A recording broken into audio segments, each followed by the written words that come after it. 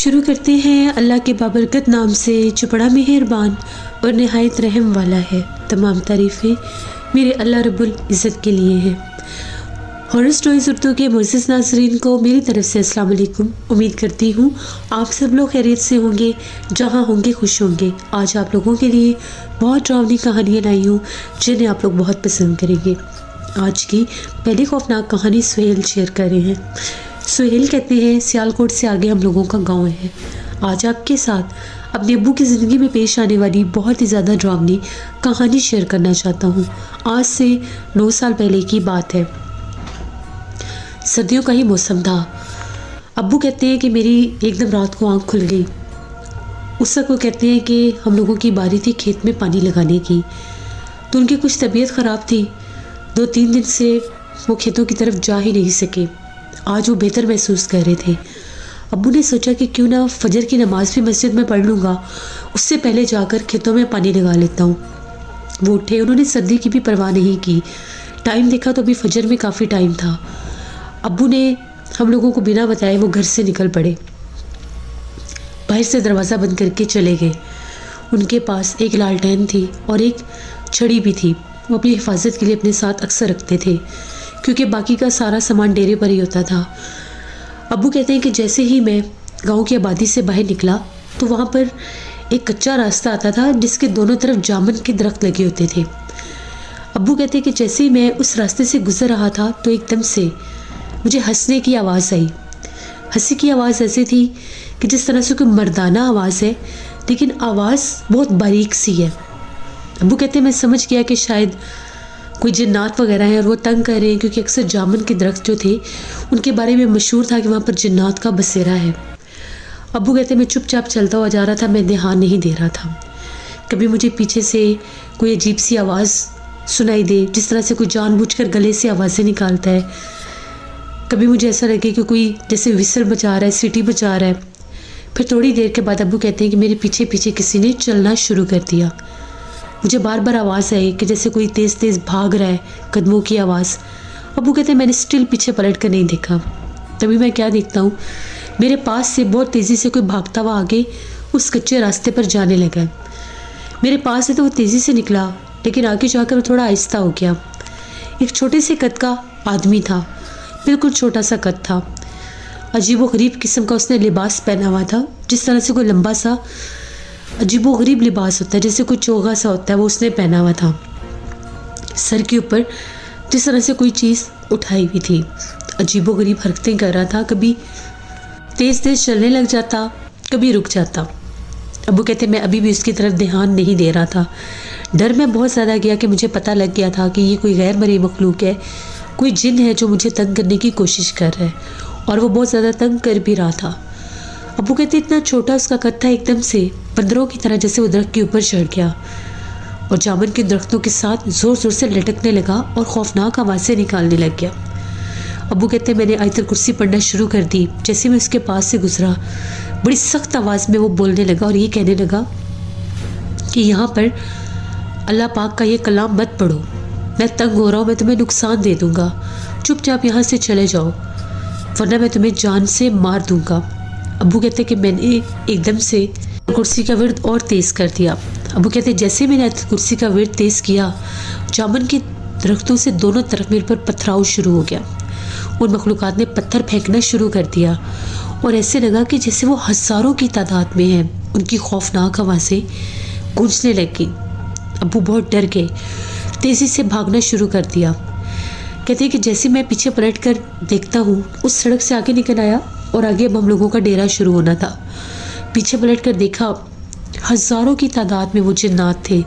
उनके एक जितने ही कद थे, एक जैसे ही चेहरे थे, भयानक चेहरे थे उनके। अब्बू डेरे पर गए। वहाँ पर जाकर जैसे ही वहाँ पर गांव का सामान वगैरह, लकड़ियाँ जमा हुई होती हैं, उन्होंने जाकर वहाँ पर आग दहका दी। वहाँ पर उसी वक्त जैसे वो कहते हैं कि मैंने आग दहकाई, मुझे बाकायदा महसूस हुआ कि दूर जैसे चीखों की आवाज़ें आ रही हैं। फजर की अज़ान तक वो वहीं पर रहे। जैसे ही गांव की मस्जिद में फजर की अज़ान शुरू हुई, वो चीखों पुकार थम गए। अब्बू ने फजर की नमाज़ वहीं पर अदा की और दिन चढ़ने का इंतज़ार करने लगे। जैसे ही रोशनी हुई, अब्बू घर वापस आए। हम लोग परेशान थे कि अब्बू रात को कहाँ चले गए। अब्बू की तबीयत बहुत ज़्यादा ख़राब थी, उन्हें बहुत सा बुखार हो गया था, एक सर्दी और ऊपर से जिन्नात का खौफ। अब्बू ने फिर सारी बात हम लोगों को बताई कि मैंने खेतों में पानी लगाना था तो मैं फजर से पहले ही निकल पड़ा, तो जो जामुन के दरख्तों वाली सड़क थी वहाँ पर जिन्नात ने मेरे ऊपर हमला कर दिया। वो बहुत ज़्यादा कसीर तादाद में थे। अल्लाह का शुक्र है, अल्लाह ने करम किया और उन्होंने मुझे कोई जानी नुकसान नहीं दिया, लेकिन मैंने उनकी वाज़े तौर पर चीखों पुकार और आवाज़ें सुन ली थी। फिर अब्बू ने गांव के ही इमाम साहब थे, उनसे दम वगैरह करवाया, तो इमाम साहब का ये कहना था कि वो बड़े सख्त जिन्नात हैं, वो छलावा जिन्नात हैं और ये बड़े सख्त होते हैं, बड़े शरारती भी होते हैं। ये अगर किसी के पीछे लग जाए तो ये उसकी जान नहीं छोड़ते, उस इंसान को बहुत ज़्यादा तंग करते हैं और नुकसान पहुंचाते हैं। कि जितने भी जामुन के दरख्त हैं इनके ऊपर इन जिन्नात के कबीले आबाद हैं, जो शाम होते ही वहाँ पर अपना आप ज़ाहिर करना शुरू कर देते हैं।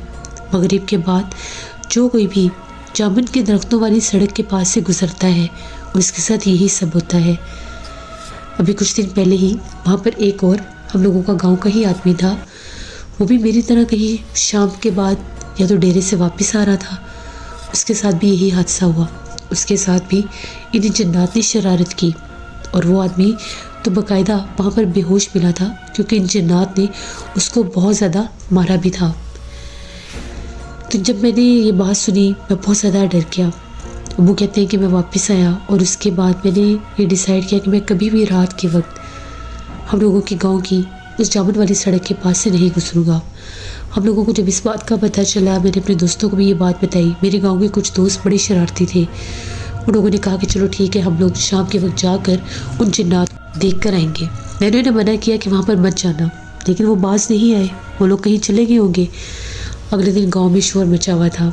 गाँव के 3 लड़के उसी जामुन वाली सड़क के पास बेहोश मिले थे और उनके चेहरों के ऊपर और गलों के ऊपर ऐसे निशान थे जैसे उनका गला किसी ने दबाने की कोशिश की है। शाम के बाद जाकर उन्हें होश आया तो पता चला कि वो उसी सड़क पर मगरिब के बाद जाकर चलने फिरने लग गए थे। सर्दी का मौसम था। पहले तो जिन्नात ने अपना आप ज़ाहिर नहीं किया, लेकिन जैसे ही वो लोग ज़्यादा देर वहाँ पर रुके तो जिन्नात ने अपना आप ज़ाहिर करना शुरू कर दिया। वो कहते हैं कि पहले तो हमें ऐसा लगा कि जिस तरह से छोटे छोटे बच्चे हैं दरख्तों के ऊपर से उनके रोने की आवाज़ें आ रही थी, लेकिन आहिस्ता आहिस्ता वो हमारे सामने आने लगे। हर एक दरख्त के ऊपर से वो बच्चों के रूप में पहले छलांगे लगा रहे थे। बहुत खौफनाक चेहरे, काले स्याह रंग और छोटे छोटे सींग थे। फिर वो इतने ज़्यादा हो गए कि उन्होंने हमें पकड़ लिया और मारना शुरू कर दिया। उन्होंने वहाँ से हमें भागने नहीं दिया। उसके बाद उन लड़कों का काफ़ी ज़्यादा रूहानी इलाज हुआ। एक बुज़ुर्ग ने उन्हें दम किया, क्योंकि एक लड़के को बाकायदा दौरे पड़ने लगे थे। उसके हाथ पैर टेढ़े हो जाते थे और आंखें भी बिल्कुल सफ़ेद हो जाती थी, ये ब्लैक आई। फिर उन लड़कों का बाकायदा रूहानी इलाज हुआ, उनको तावीज़ात दिए गए, तब उन जिन्नात ने उनकी जान छोड़ी। फिर हम लोगों के इलाके में, गांव में काफ़ी ज़्यादा खौफ बर्पा हो गया। कोई भी शाम के बाद उस कच्ची सड़क की तरफ नहीं जाता था जहाँ पर उन जिन्नात के कबीले थे। रात भर वहाँ से खौफनाक चीखें गूंजती थी। कभी ऐसा लगता था कि वो बहुत शोर मचा रहे हैं और कभी ऐसा लगता था कि जिस तरह से वो हंसते और रोते भी हैं। तो ये हम लोगों के गांव की एक कहानी थी जो मैंने आपके साथ शेयर की। फिर उसके बाद कोई भी मगरिब के बाद उस सड़क की तरफ नहीं जाता था। बहुत शुक्रिया सुहेल आपका। जैसे ये थी आज की एक हॉरर स्टोरी। अपना फीडबैक मुझे ज़रूर दें, आप लोगों को कैसी लगी। आप लोग भी अपनी हॉरर स्टोरीज शेयर कर सकते हैं डिस्क्रिप्शन बॉक्स में दिए गए ईमेल आईडी nusheermik57@gmail.com पर। इसके अलावा आप लोग मुझे कमेंट बॉक्स में भी स्टोरी शेयर कर सकते हैं। इंशाल्लाह कल आप लोगों के साथ फिर मुलाकात होगी किसी नई खौफनाक कहानी में। जहाँ रहें खुश रहें। Thank you for listening my stories. Stay blessed. Allah निगहबान।